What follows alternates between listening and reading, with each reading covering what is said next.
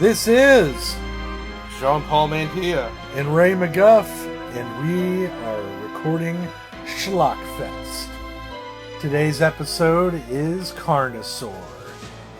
A little bit about Carnosaur, Jean-Paul, that I did a little research on since you're making me watch this fucked up movie. Yeah. It was released on May 21st, 1993, direct to video. VHS, kids. VHS. Probably don't know what those words are, those terms, those letters. What do they stand for? Google it.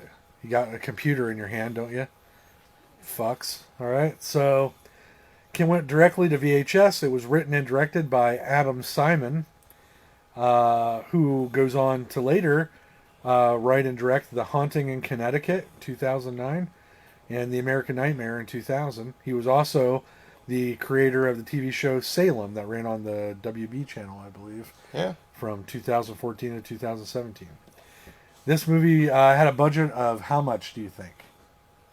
This is always my favorite part. $3 million. It had a $1 million budget. $1 million. But in video rentals and sales, this is what blew my mind.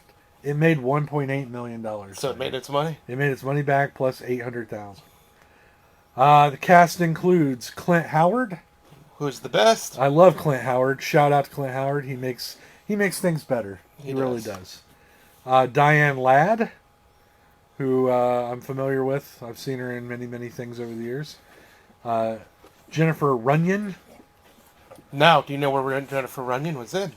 She looked really familiar. What was she in? She was in Charles in Charge. Charles in Charge. All right. She was Charles's girlfriend.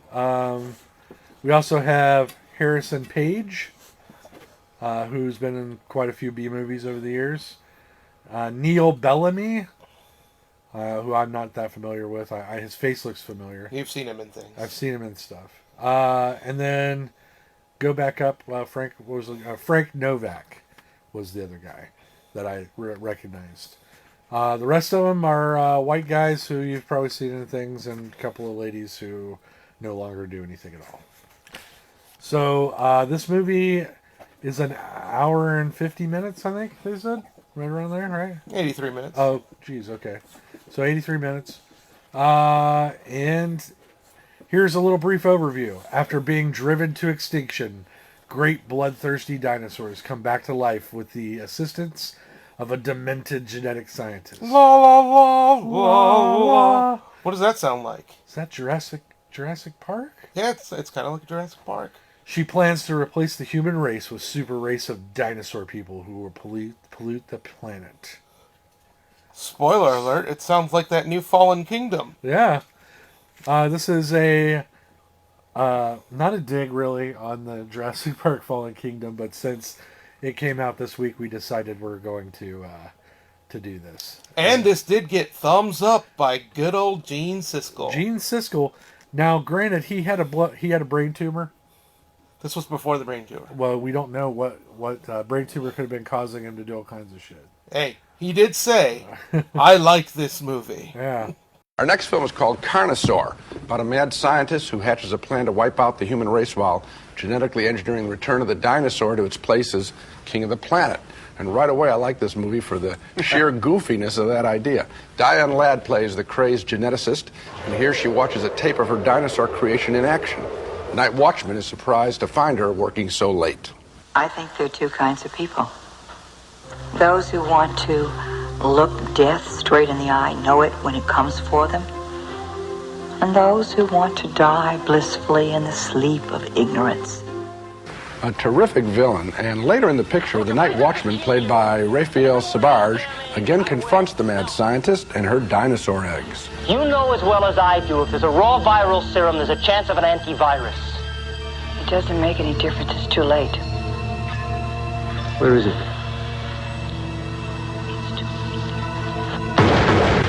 Ultimately, of course, there must be a showdown between the night watchman, his girlfriend, and the dinosaurs.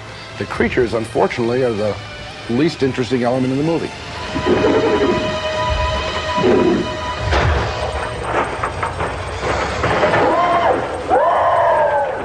I'm sure this is going to really please Diane Ladd. She's the best thing in the movie. More interesting than the dinosaurs. Just what an actress wants to hear. Steven Spielberg's Jurassic Park is coming out next month, and it's going to feature high-tech dinosaurs. It's going to be interesting to see, however, whether he has any humans as enjoyable as Diane Ladd's character in Carnosaur. So a marginal thumbs up for me. Well, a thumbs down for me, Gene, although I did enjoy Diane Ladd's kind of mad intensity. She has that sort of way of zeroing in on her lines as if everything in the entire future of mankind depends upon what she's doing here. I think she's one of the craziest characters that we've ever seen in a movie. I mean, this woman is, she's really way out there. The easiest thing would be, we always get it, the villain is always someone who wants to destroy the world. She's got a very specific plan. She hates people. And she loves dinosaurs and thinks they should be in charge. I mean, that's fabulously loony. Well, I liked all of that. I agree with you, the dinosaurs aren't too good, and it doesn't help that they shoot them all at night, which I think is a technique to cover up the fact that they're not really very high-tech. I think Spielberg's going to have higher-tech dinosaurs. I also felt that the plot got a little murky when all of the women started to give birth to dinosaurs and everybody broke out in a fever and so forth. I was not quite sure exactly what the master plan was there. The master plan is, she's thought this through very carefully. She wants to impregnate all the women with dinosaur eggs and destroy the women so they'll die in childbirth, thus eliminating the ability of the human race to keep conceiving. Well, that explains one of the key lines in the movie, which is half of the species will be exterminated. And then I'm thinking quickly and thinking, and then another generation, the other half will go because there won't be anybody to give birth to them. So the movie makes real good sense. That up. Okay. He liked it, but which is just shocking in itself. So I guess I'm going to sit back and relax and soak up the schlock that is Carnosaur. Carnosaur, starring Diane Ladd. Now, real quick, side note on this before we get into it.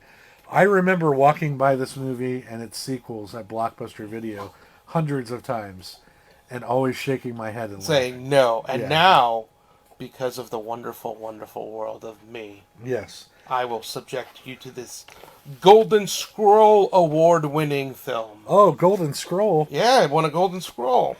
I think the president had a Golden Scroll once, didn't he? That's a Golden Shower. Oh, my bad. All right, well, we're going to settle in here and watch Carnosaur. Stay tuned. Check out Zombie Takeover TV for more of our content. We'll be back.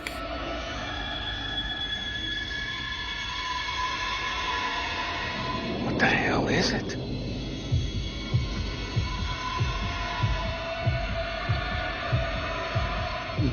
Looks like some kind of lizard.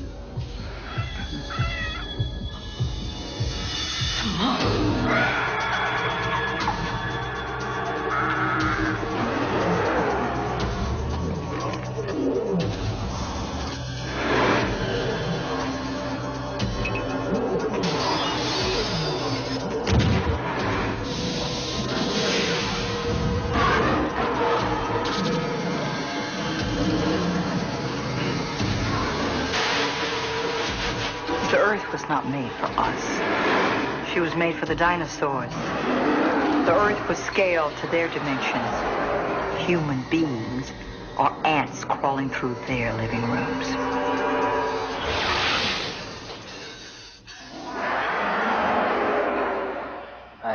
That's really fabulous. Like a great theme park. All right, we're back. I'm Ray McGuff. And I'm Jean-Paul Mantilla, and torturing Randy Ray McGuff. God, and what a torture this was. This is Schlockfest. We were watching Carnosaur, 1993's Carnosaur. Right off the bat, I got to tell you, probably one of the worst movies I've ever seen in my entire life. I've seen some bad movies. This thing was garbage on a level that I can't even put into words. And what I want to give a brief shout out to Roger Corman. Apparently he produced this pile of shit. And here's something funny as well for all of you. It was based off of a novel. Carnosaur is actually a book by a gentleman named Harry Adam Knight. Based on his novel. You got to seek that out and find it and read it. I know I'm going to. Oh, definitely. I can't wait to see how badly they bastardized this book. Also, something that you wanted me to mention, right? Yes. Was that This movie came out 4 weeks before Jurassic Park, the original Jurassic Park movie. Also, something I didn't know that John Paul told me was that Diane Ladd is actually the mother of Laura Dern, who is, in the original Jurassic Park movie as, was it Dr. Adler, I think? I think that's her name, yes. Yeah. And so that's really weird. Can you just imagine that you get cast in a big budget Spielberg movie, right? You call your mom or dad to tell them that how excited you are, and your mom's like, "Oh yeah, I'm already doing that movie with Clint Howard. It's going direct to VHS."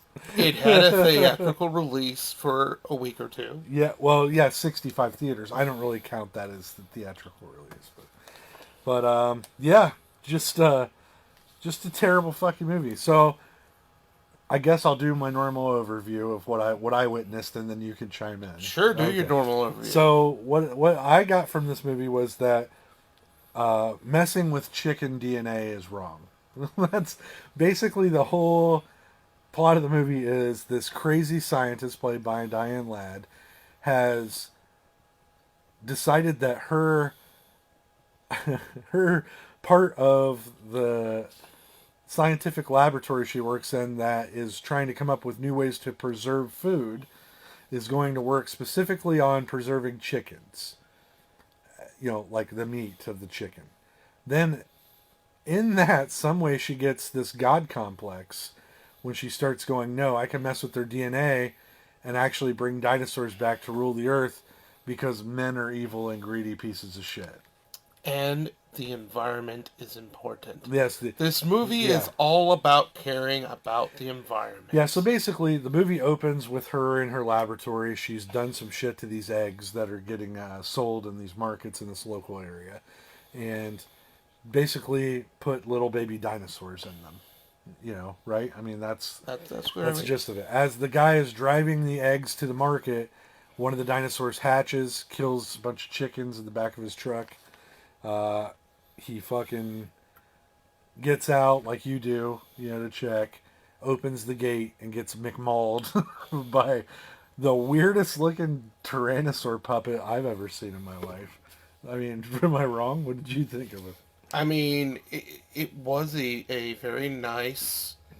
It was a very nice dinosaur, but it wasn't a Tyrannosaurus. Oh, well, it looked like one. And it wasn't a raptor either. What was it? Carnosaur? It was Carnosaur. So it's a Carnosaur, but it looked very much like a raptor with bright colors painted on it. Very bright. And then when it gets bigger, that's when it looks actually more like a T-Rex. But anyways, so that's the subplot of the movie is these chickens start to hatch, and some of them are dinosaurs. Okay?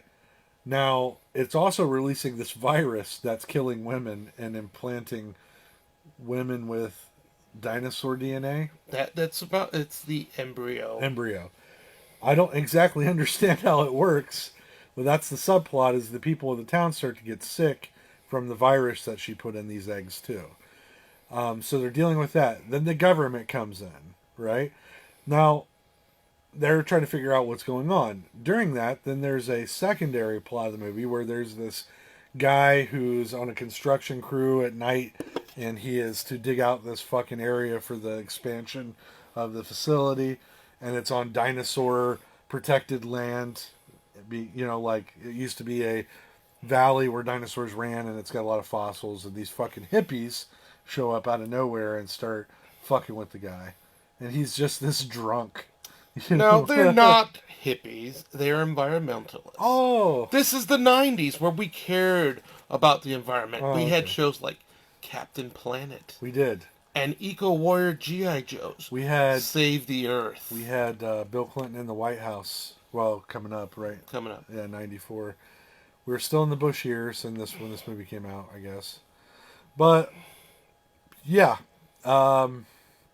There was a lot of eco warrior shit, A lot of denim. A lot of cowboy. Denim's a wonderful thing. A lot of cowboy hats and boots. Yeah.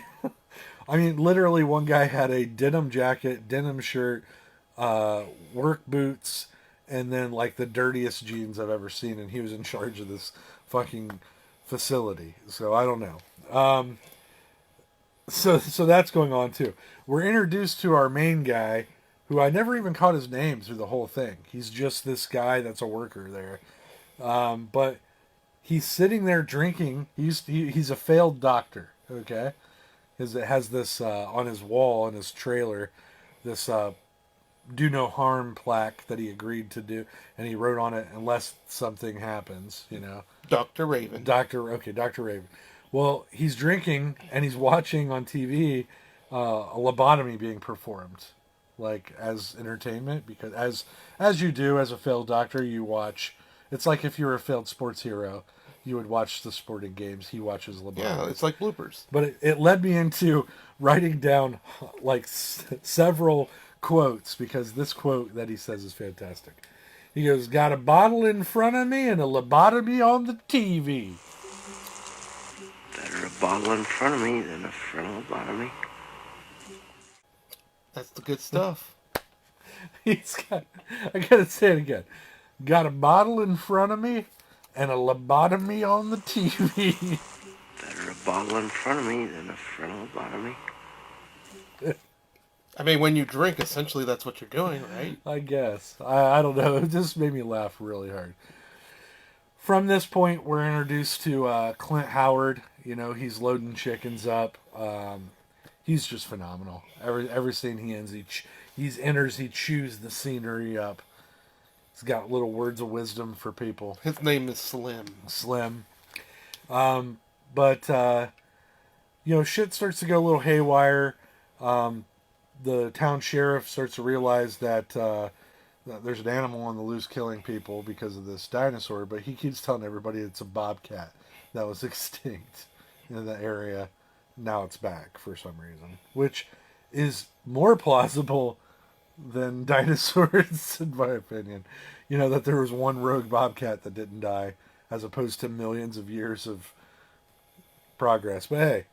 So he's going around town trying to convince people that it's bobcats. Then we cut to this amazing diner scene where Clint Howard's eating food, and he says, "Can I get some more gravy?" To which he pours gravy over his entire plate of food, and it's rolls, beans, green beans, chicken. Because you know what? Chicken's good for you. That's what they keep saying. Chicken's good for you. Chicken's good for you. Some of my other favorite quotes from the movie that I just want to say out of context, if I can. Go. All right. "I've got a gun, and I can't shoot for shit." That was the drunk guard, running out to confront the hippies. Here's the other one, Clint Howard. "Have some chicken. It's good for you." Yeah. This next one makes me laugh. The hippies have tied themselves and locked themselves to the fucking machinery, so the guy can't dig, and he gets pissed off and leaves. This is, again, the whole time while the government's trying to figure out why these eggs are killing people. Okay. And the guy leaves. The hippies hear what they think's the bobcat coming. So it's this weird roar that the fucking Carnosaur makes. Kind of like a roar. Yeah, it's kind of like, from Wrong Turn. It's like that. With less banjos. But the dinosaur shows up, and this hippie looks it right in the eye, and the animatronics on this thing are like fucking low-level puppeteer stuff. But it's got this weird puppet face, and it's looking at him, and he goes, "Greetings, green brother." And then he gets his face bitten off. The dinosaur bites his entire face off. And I don't mean like just a little, like I'm talking full on rips his face right off. That was probably the best special effect in the whole movie, was it still looked like the guy's face was just gone. And then you get the best part of this movie, that I would highly suggest to do a fun YouTube search. Carnosaur Leg Scene. Because this dinosaur decides it's going to eat one of those other environmentalist legs. Oh my god, this part was hilarious. While having an entertaining time gnawing the leg. So the chick's chained to the like bumper of this thing, right? The car. And the dinosaur runs up, and this thing's huge at this point, right? Like at least as big as a tractor trailer. And it bites her whole leg off. She's screaming bloody murder for like a full minute. The camera's on her, it's showing her stump, bloody stump.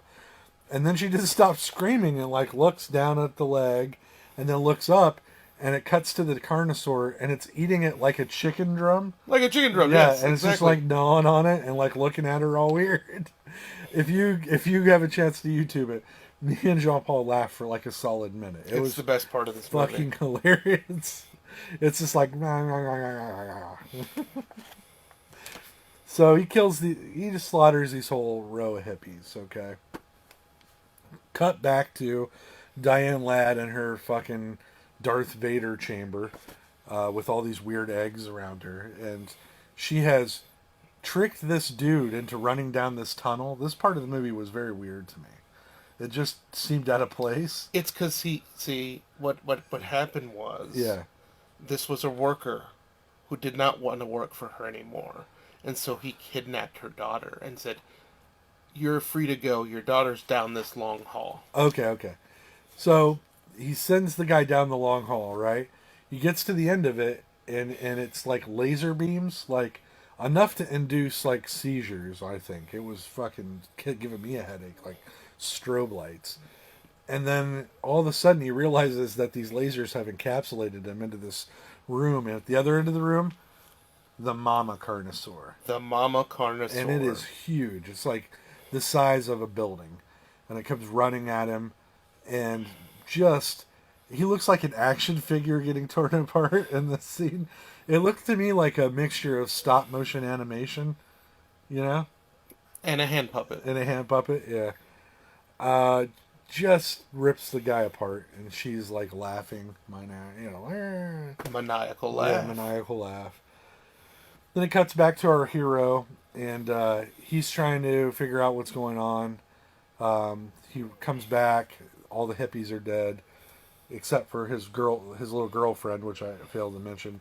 He had this like tussle with this girl earlier in the movie. He lets her get away, kind of, and then she comes back to fuck with him again because he's still the enemy in her eyes. Well, she's half alive, so he takes her back to the trailer. Then they both start getting sick, not as badly for him, but her. And then it cuts to the sheriff. Him and his wife share a tender moment at their home. They're hugging and kissing, loving. And then she gets sick. And then the sheriff opens up one of the eggs because he's going to have himself a scrambled egg breakfast. That sounds amazing, right? He's got all these eggs, all these fresh eggs. Scrambled. Black goo comes out of all the eggs. My favorite part of this whole process is he hits the first egg in a bowl, and it's just goo. And he goes, "Oh, black goo." He's like, "Oh, drag." And he just kind of throws the bowl in the sink, grabs another fresh bowl, taps the egg, and then this little dinosaur's in the middle of it, and it's like, "Bah!" And he's like, "What the hell are you?" Poking it with his finger. I mean, I don't know about you. There's a lot of things I wouldn't do in a scenario like this. One would be to put my finger in unidentified black goo and tickle a lizard. But that's what he did. And then it shows him going to take this fucking lizard to a guy they want us to believe is a specialist in things, but that doesn't know shit about shit. Dr. Sterling. Yeah. Who is probably the best doctor. I mean, he's got sick patients waiting. He's doing all kind of lab work. But you know what's great? He's a true doctor. He doesn't need gloves. Right. He just goes around touching anything and everybody. He's patting every sick person on their head, rubbing their bellies and shit. No gloves. No fucking mask. Yeah. He's just your town doctor. Yeah. It's like he came out of the bathroom, didn't wipe or wash his hands. It's all good. He probably didn't, because he knows that the germs inside of you are protected. They're protected.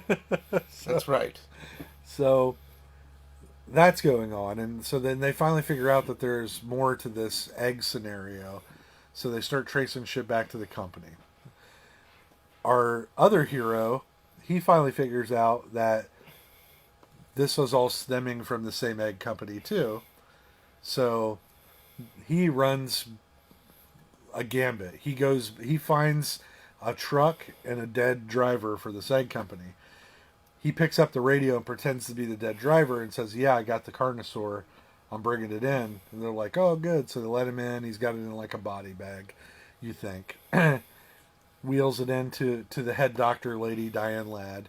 And she unzips it, and it's the dead body of the driver, and he's got a gun on her. And he's like, "Hey, you're going to tell me what the fuck's going on, or I'm going to shoot you in the face."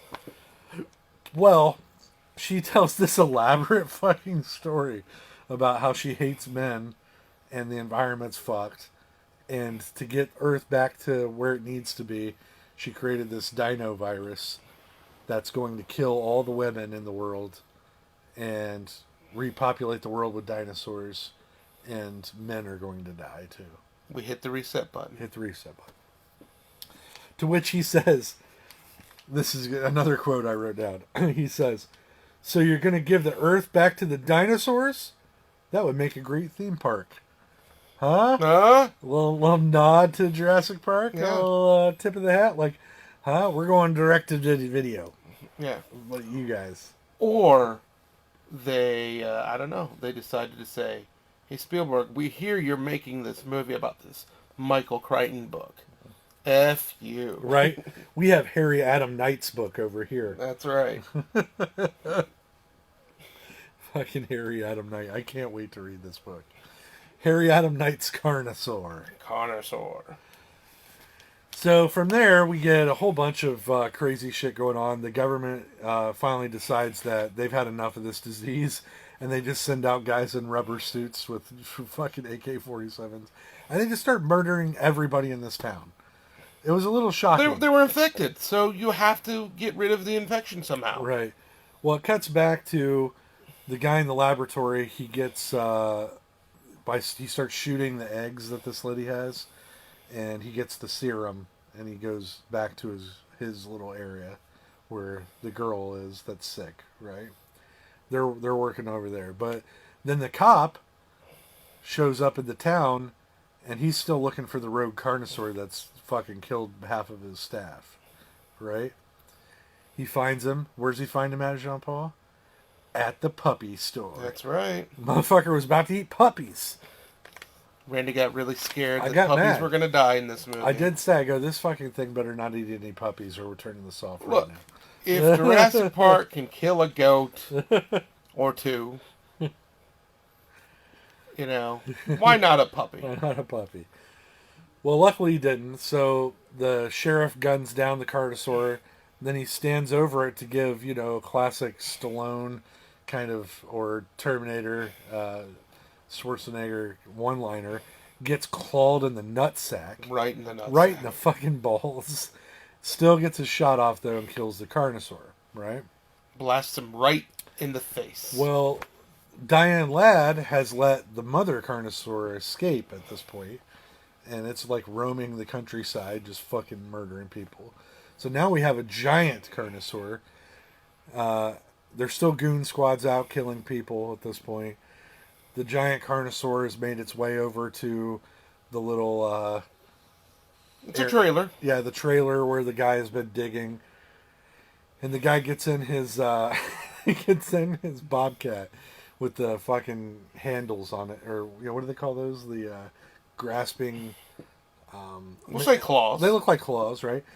And this was ripped right out of fucking Alien. Am I wrong here? I mean, it was very... They paid homage. Oh, homage. Yeah, homage is a good word. Yeah, homage is a word that you use when you steal something and you know you stole it, so you have to use a French word to cover it up. That's right.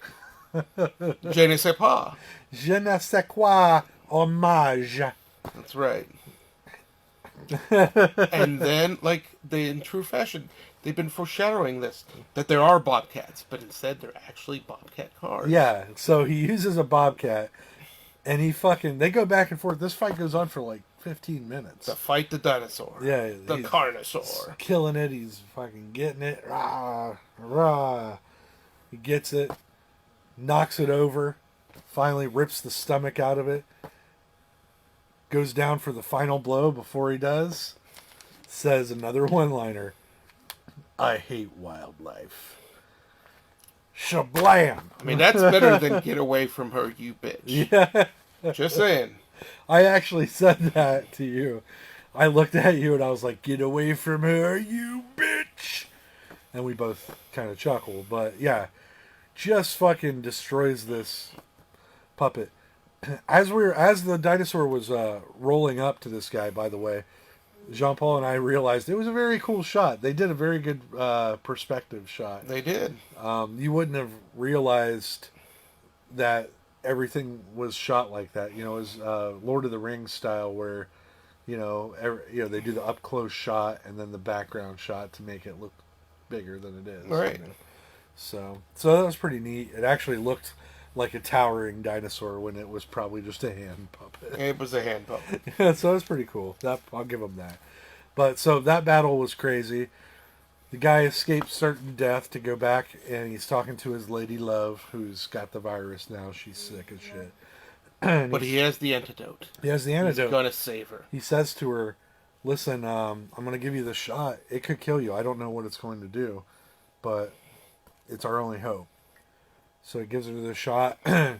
She kind of falls asleep. On his CB radio, he gets a call from the government, and they're like, "Is anybody there?" And he tells them, he's like, "The cavalry is going to arrive and save us." This is where it got even crazier for me, because I wasn't expecting this. A few minutes later, the government shows up. Who gets out of the truck? The guys in the yellow suits with the fucking AK-47s. And they go inside and they just murder this guy in the girl. And what do? They pay homage. There's that word again. Homage to one of the greatest horror movies of all time. That's right. Night of the Living Dead. Yep. They gun him down. They gunned him down. This is the best ending ever. And they have the guy come in with the blowtorch, which was very, Night of the Living Dead. Yeah. And spray it down with fire. And movie ends. I mean... Yeah, but it ends in an interesting fashion. Yeah. Do you remember? The credits. Oh, yeah. The credits are going backwards, too, which was weird to me.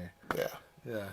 Haven't seen a movie do that since the movie Seven. Yeah. It was just weird that they chose to do that as the ending. It also zoomed in on a Mad Magazine cover that was burning. And the Mad Magazine logo guy was just disintegrating into nothingness. And it says, "Don't worry. It'll be all right." It'll be all right. Couple of things. Gene Siskel gave this movie a thumbs up. It said so on the cover. It did. I am convinced that he had brain cancer when this happened. No. I'm telling you. The review is on There's the no YouTubes, way he actually thought this and he thought this was terrific. He was fucking dying. Terrific. His tumor was just going... Burr, burr, burr, and burr, normally they both Siskel and Ebert hated horror movies. He said this was terrific. He's fucking stupid. No. This was one of the best movies ever worst made. movies I've seen in my entire life. I literally a couple of times had to punch myself to stay awake. It was so terrible. Just an awful movie. And wonderful to torture Randy with. The thing we were talking about, though, at the end of it, was this fucking thing made money. It made $800,000 in profit. Hey, it made $800,000, and it spun, 2 sequels. 2 sequels and a spinoff. I mean, just when this thing opened up, Jean-Paul, it opened with these little like computer words, like somebody was typing on a computer, and it was like sequence chicken DNA. Yeah. Was one of the things. And stock footage of chickens. Stock footage of chickens, and I'm just like, what are we want? What are we doing here? What are we really going to do this? Yeah. We really did do it. This was everything that was wrong with the 90s VHS movies, encapsulated in one. Everything that was wrong with the direct to VHS movies in the 90s. Actors that couldn't get work anymore or had never been heard of, coming together with about $1 million in drug money. That's what these fucking people were doing. Look, Roger Corman is a wonderful producer. They were laundering money. You do not talk bad about Roger Corman. Because after this wonderful, great movie, he made the Fantastic Four. Yeah, he did. And unfortunately, no one has ever seen the Fantastic Four because the studio did not allow it to be released. We actually saw somebody selling it, remember? Yes, bootleg. A bootleg, but I didn't want to buy it because it had Dropout on it. I was watching the guy hit play on it for me to see what the quality was, and his was a rip from a VHS, and it had the drop. If you're familiar with VHS, after watching them for a long time, they would degrade, and the VHS would have these like lines at the bottom, and that's what it had on it. And I didn't want to pay $20 for, you know what I mean? But this movie had the wonderful Clint Howard. Hey, I'm not saying that Clint Howard shouldn't be in everything, because I've been petitioning for years for him to be in everything. And he was in a wonderful Star Wars movie. He was in Solo recently. I like Clint Howard. He's a weird-looking dude, and he gives me hope that I could be in movies someday. Someday. Yeah. Every day you could be in movies. I was in a short film called Daughters of Our Lord. That's shameless plug. Shameless plug. It's shameless available on Zombie Ticket Redeem. Shameless plug. Daughters of Our Lord, and I would say that movie that I was in was better than Carnosaur. Whoa. Yeah. I mean, you don't. Maybe. Yeah. Maybe the story. My takeaways from this are, I mean, the last two were almost unbearable. This thing was just a pile of shit. I mean, you really are torturing me. You're doing what we set out to do. Yeah, it's correct. And I commend you for it. Because I thought I could sit through anything, but some of this stuff has just been like, are you fucking kidding me? which leads me into the wonderful segue. Yes. So, normally we tease you all with what our next movie is going to be. So if you want to go out and find it, you could watch it and then hear our wonderful take on it. Right. But I've decided to torture Randy one step further. I'm giving him a blind. Our next movie is going to be a surprise to all of you and to Randy. Yeah, he won't tell me what it is. He said that it's going to be something I'm going to loathe, probably. Yes, but I did give him a clue. Yeah, what was the clue again? The clue is it's a group, which means an artist that Randy likes.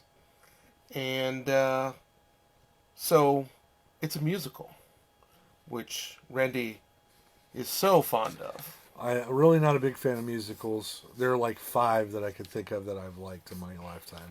And I guarantee this is going to be one of them. I never understand like why you would need to sing in the middle of a movie. Like if you're doing a stage production, I kind of get it. It's more entertaining live to have singing, than to just have spoken word, in some people's opinion. Not always mine.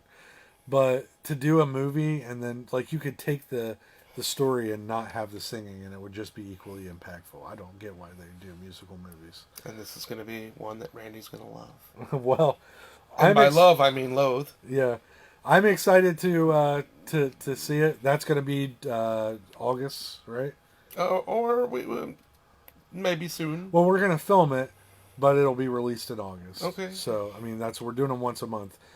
I don't want to overload or saturate the market with this stuff. That's why I've been trying. You guys, everybody I'm involved with podcasts wants to do them once a week. Like, I've got all the fucking time in the world. And of course you don't. Like, I'm very busy. I'm a busy man. Randy's a very busy man. Hear that, boys and girls? I have time to do podcasts all the fucking time. All the time. Once a month, we do 3 podcasts. Everybody ought to be happy with that. That seems reasonable to me. It seems unreasonable to want to do them every other week. Randy's getting red face. This is wonderful. But in closing, for my part of this, I wanted to say something. Adam Simon, writer-director of this shit fest. Thank you. That was based off of the book by Harry Adam Knight. You should seek out his other works, because I do like, if you've never seen The Haunting in Connecticut, it's a good movie. It's a good horror film. Yeah. The American Nightmare I liked all right, but the Salem TV show is actually really good. It's got some fucked up stuff in it. So I highly recommend. Again, Salem, it was a television show from 2014 to 2017. You should be able to find that on a streaming service. The American Nightmare, I believe, is on one of the streaming services. And I believe The Haunting in Connecticut's on Netflix. But seek them out. They're worth watching. As for Carnosaur, I can't give it a seal of approval. It is a pile of shit, and I hope that no one ever has to watch it again. But it does have wonderful sequels. Now, another wonderful movie that Adam Simon directed that most people don't know is Brain Dead. And you should seek that movie out. I saw Brain Dead. I liked it. You guys should seek that movie out. That was another one I forgot. Bill Pullman and Bill Paxton the same movie. Double Bill. That's right. Huh? You like that? And you like that? That was for our fans of film. I use terminology that's double entendres. It's funny. Double Bill. And double the fun. All of our horror fans. I believe Shout Blu-ray will be releasing a updated version of Brain Dead sometime this fall. So cool. Definitely seek that out. Yeah, for sure. Scream Factory, right? Yeah, Scream Factory, which is Shout Factory. Yeah, Shout Factory. They've been doing a lot of really great stuff lately. You should seek out some of their Blu-ray releases. That's about it for me. I think we're going to wrap this episode up. Again, I can't say how much I disliked this film, and I feel like I've wasted 80 plus minutes. So, thank you. You're very welcome, and you will continue to be tortured by me. Yes.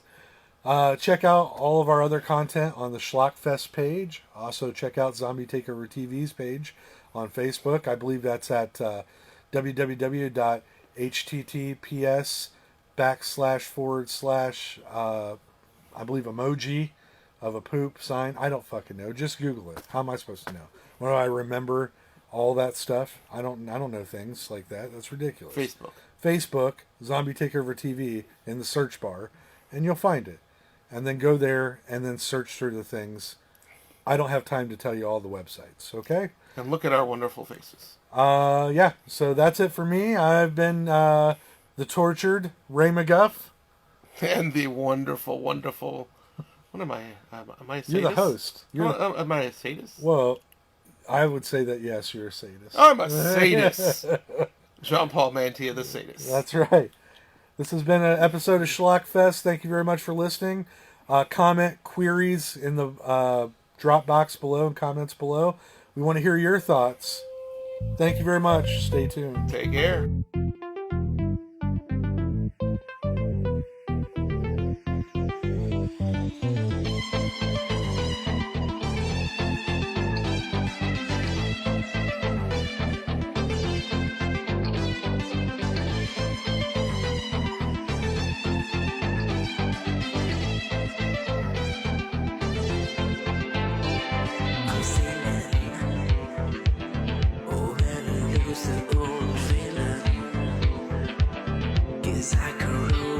I'm telling you, this ride is right.